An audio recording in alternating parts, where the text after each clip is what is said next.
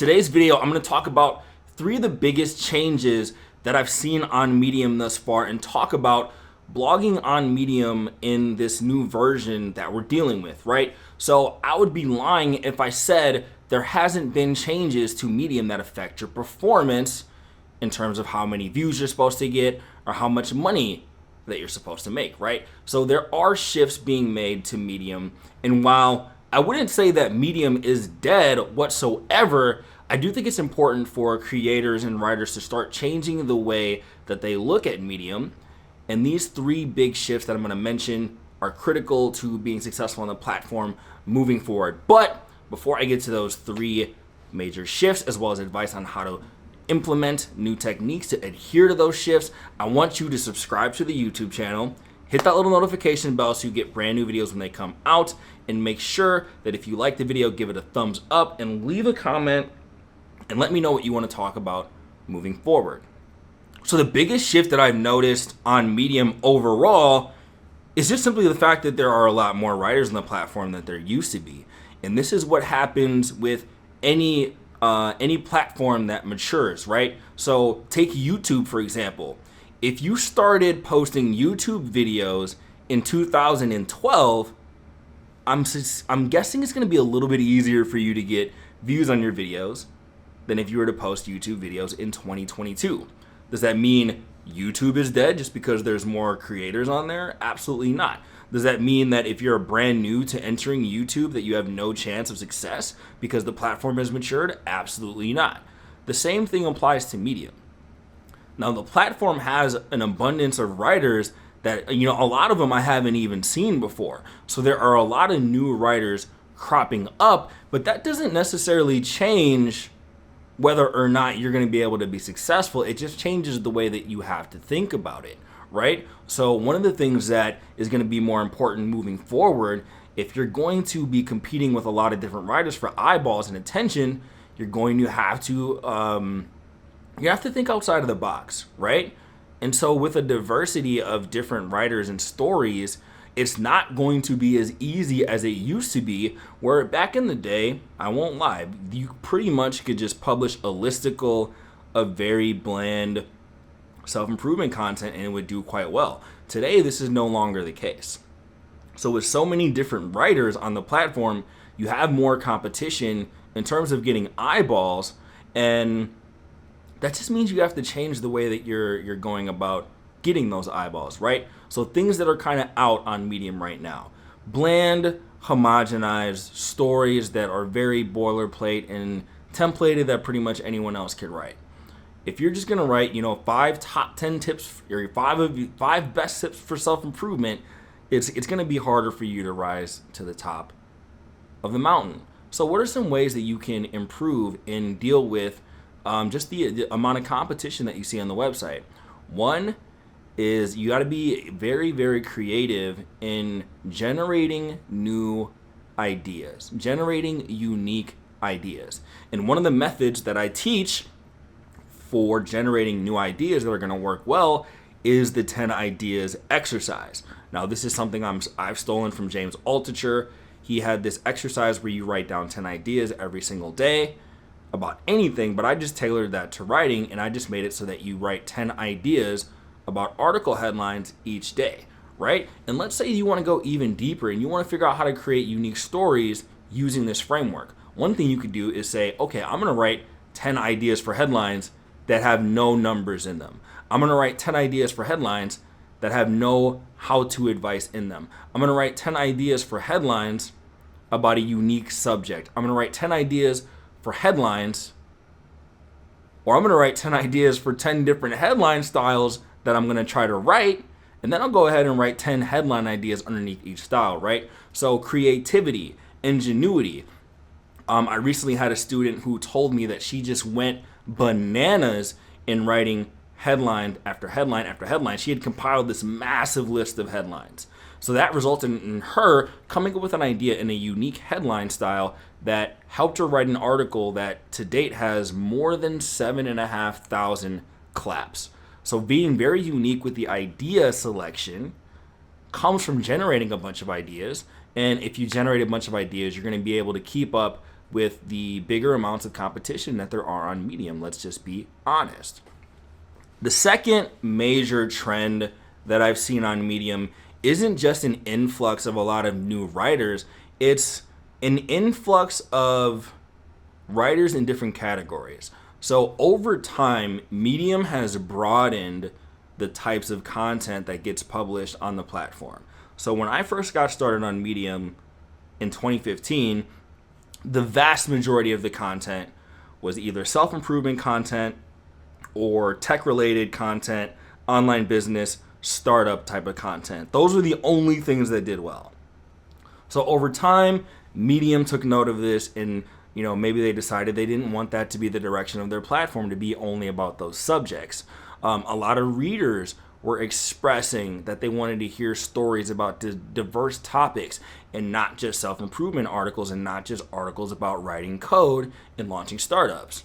So that led to, over time, there's a gradual increase in the different styles, subjects, all sorts of things that are being portrayed on Medium now. And smart writers are taking advantage of that. For example, when I go back and I talk about Kiati is her name, actually, one of our students who took the headline generating idea and came up with that viral article, she published that in a publication called Fitness and Health. A few years back, fitness and health wasn't even a genre that people wrote about on Medium at all. And now it's a nice niche within the platform. So there's health and fitness articles that I see being written on Medium. I see articles a lot about politics, social justice, things like that. That wasn't very, believe it or not, politics and social justice was not very prevalent on Medium. I'm seeing a lot more stuff about relationships, a lot more stuff about dating, a lot more stuff about particularities of being a woman, particularities of being a man. When I'm thinking of subjects that come off the top of my head, there are entire publications dedicated to historical accounts where people go through and find stories of people from the past and kind of rewrite them and retell them. There are, instead of just vague business tips, there are people who do entire case studies of companies and they give you their stories. One of my students recently wrote an article about cats that now has 4,000 views in the span of a day, and it's published in a publication that is specifically dedicated and tailored to people who love cats, right? So if you want to be successful on Medium in 2022 and beyond, it is important to focus on a couple things at the same time. So one, finding niches and areas where you can cover topics extensively, maybe that other people can't, is a very good strategy. So if you want to compete with other self-improvement writers, it's going to be a lot more difficult for you than if you were to write about a smaller subset of self-improvement and become the go-to person in that area. So for example, if I wanted to be popular on Medium right now, and if I were starting from scratch, I might focus on a narrower niche like fitness and build my name that way, instead of just writing general self-improvement advice. One of my friends, Kirsty Taylor, she's not super prevalent on Medium anymore, but one of the big pivots she made, which she just kind of used it to turn it into a full-fledged business, and she had other things going on outside of Medium that were very exciting for her, so she just left. But if she would have stayed, the strategy would have worked very well as well. And she didn't just focus on dating, she focused on a specific subset of dating, attachment styles, and then she even focused on a specific subset of attachment styles, and one of them being the anxious attachment style. So she was writing a lot of content specifically about that. And then even when you're narrowed down that way, when it comes to you doing things like building an audience you could further sell to, she has a coaching program run specifically to help people with anxious attachment style, right? So she has a very targeted audience who she could speak to and sell to. So that goes twofold. So find a subgenre within Medium that works really well for you to start, and then what you can do after that is broaden out your horizons and talk about different things. So in my programs, I have a very specific audience research methodology that walks you through everything in terms of finding a topic that works for you. But then after that, you can spread things around and start talking about different stuff. So Medium allows for a diversity of stories. I would suggest for you to make your name in a particular sub-market and then expanding out, and you could talk about other stuff. So my buddy Sean Kernan wrote a really good article called the 70-20-10 rule that speaks specifically as to how to do this. So the 70-20-10 rule goes like this. 70% of your content should be your bread and butter, your main wheelhouse stuff. 20% of your content should be things that are adjacent or kind of shoulder to your main thing, or things that you're just interested in writing about that are a little bit outside of your wheel well, right?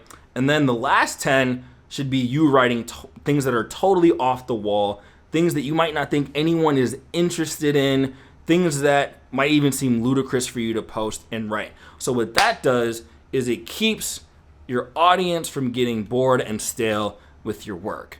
So Sean is a really good example of that, right? So one might say that his main niche would be kind of self-improvement mixed with careers, things like that, right? But then he moves on and he talks about relationships.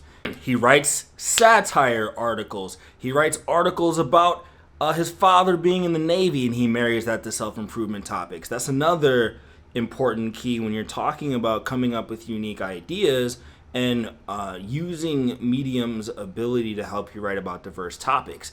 You could marry ideas together. There's this concept called idea sex, again from James Altucher, where he talks about taking different ideas and melding them together in a way that would be interesting. So instead of writing a self-improvement article, what if you mixed self-improvement in satire, right? So I've seen people write, self-improvement advice brought to you by your puppy or a cat, right? So you're like, okay, that's a weird, interesting hook. And then it goes through and it gives you the information in a unique way. So you got to think about different ways that you can marry topics. Maybe you're not just writing about fitness or entrepreneurship. You're writing a fitness article that's specific to entrepreneurs that helps them manage their time, right? So over time, as you actually become an active participant on Medium, these things will start to emerge. And the number one problem I see with beginner writers and even intermediate and advanced writers, they forget to be students of the platform. And this is something that has even happened for me. There was times I would go through creative ruts and things weren't working the way that I wanted to, but that was because I automatically assumed I knew everything about Medium and that I should never have to update my thinking ever, right? So I've been getting a lot better results when I humbled myself to become a student and came up with interesting and novel ways to do things. So number one, the biggest shift is that there are just a lot more writers, which means you have to be more unique to stand out, which is where generating ideas comes in. And then number two, along with there being a lot of different writers, there's also a diversity of different topics you can write about, which again makes it imperative for you to try to do things that stand out. I talked about the 70-20-10 rule, where you write about your main wheelhouse 70% of the time, 20% you go a little bit outside, and 10% you go well outside. And the third major shift that I've seen with Medium is that the days of Medium being this kind of mega viral platform where you had guarantees if you put something out it would be get at least 1,000 views. The days where you could pretty much more or less just write on Medium and not worry about any other aspects of your writing business and still succeed, those days are over. And I can be very frank about that, right? So there was a time where there's writers who were making $20, $30, $40, $50,000 a month directly from Medium partner program earnings. And those earnings those days are gone, right? Those gold rush days where you're having crazy amounts of money just from Medium are gone. But you can still earn a 4 to 5 figure income on Medium and use Medium as a central hub to help you build out your writing business, right? So Medium is going to help you get more traffic than any other strategy that you would like to employ. If you try to start a WordPress blog and do guest posting and do SEO, I guarantee you it's going to take a lot longer time to get the same amount of views that you could get on Medium, and you'll also most likely quit. Use Medium to build your email list. You should be having a landing page, a call to action that sends readers to an email list as soon as possible. I'll even work on creating some content that walks you through how to do that as well. Use Medium to facilitate other areas of your business that you can use to make money, and then use Medium as a way to learn how to become a better writer, and then collect some change from Medium, make some income from Medium to keep you motivated and inspired to keep going, but then funnel that into other areas. Keep your own email list of dedicated subscribers. Make sure that even though you're posting on Medium, you have your own blog. I have a link below that shows you how to get a blog started in just 10 minutes. Funnel traffic from Medium into your email list, send it back to your blog. Make sure that you are coming up with things that you can offer on the back end down the road that you can use to build a full-time business. So ideally, if I were brand new on Medium, I would go on Medium primarily to get email subscribers, and consequently I would make good money along the way, but it wouldn't be the end goal, right? So the end goal would be for me to take those email subscribers, create something that those people want, either a product or service, and then sell it to them, right? Or you could get traffic back to your blog and build your own blog up to be an independent entity so you can do all sorts of things like affiliate marketing, right? The models themselves don't matter, but I'm just giving you a brief overview. You could even use Medium to practice your skills so that if you wanted to do something like start a freelance writing business, you'd have writing samples to send, right? So these days, the new Medium writer isn't the person who just writes on Medium and makes money. The new evolved successful writers on Medium are multifaceted entities. Take myself, for example. I write on Medium. I use Medium to build an email list that I create products for, both in the personal development and writing coach space. I have freelance clients that I've gained directly from being on Medium. And now I'm taking all that stuff that I learned through the platform, and now I'm creating a business, which should be your ultimate goal. But I'm going to walk you through all the steps to getting this done in the future. My main concern right now, I've really narrowed down what I want to be focusing on for the immediate future, and that's helping writers like you succeed. So if you enjoyed this, and if you enjoyed the tips, make sure to like the video, subscribe to the channel, have a bunch of awesome stuff coming out for you. Go in the description below and there's free resources that will help you. I have a free 5-day Medium course that teaches you everything you need to know about getting started on Medium as soon as possible. I'll link to other resources, videos, all that stuff. Engage with the content below. Engage by leaving comments on stuff you want me to make, and I'll make it. Had a blast shooting this video, and I will talk to you soon.